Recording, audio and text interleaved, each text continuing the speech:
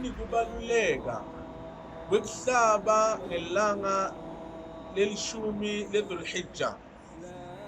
Ngitiphi tifundziso tamprofeti Muhammad kuthula makube kuye sallallahu alaihi wasallam mayelana nekuhlaba ngelanga lelishumi ledhulhijja? Asisibukeni ukuthi ngitiphi letifundziso takhona.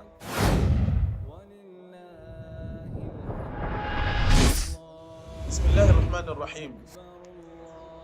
Siyafunza umprofeti Muhammad kuthula makube kuye sallallahu alaihi wasallam la atshela khona intombatane yakhe uFatima, Fatima, sukuma uhambe uyobona mabahlaba lesilwane sakho ngelanga lelishumi ledhulhijja.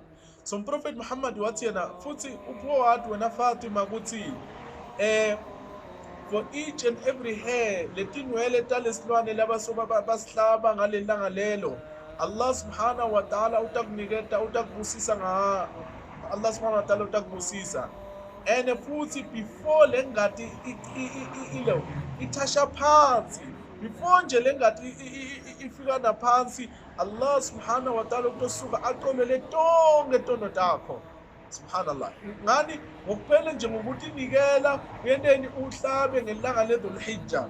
And also ngokuhlaba abantu bakithi uProfet Muhammad kuthula makube kuye uyasifundzisa futhi uthi yena mawuhlaba ngelanga ledhulhijja ungachithi ingadi lesilwane leso ngelanga lokugcina, Allah subhanahu wa ta'ala stoba means ukuthi siyokuprotecta ukuthi ungayi esihogweni. Why? Because wena watinikela tuke mdali Allah subhanahu wa ta'ala. Uhlaba ngelanga lesithen ledhulhijja kutinikela kumdali wakho Allah subhanahu wa ta'ala. And Allah uyakhuluma ngaloko tuke Qur'an athi Allah akadzingi lenyama, Allah akadzingi lengadi, Allah akadzingi lutho. Allah ufuna kubona thina ukuthi siyatinikela na, ngoba lesi tifundziso ta Abraham kuthula makube kuye. So sisuka silandzelela yena, silandzelela tifundziso takhe ma nathi sihamba siyohlaba ngelanga lelishumi ledhulhijja.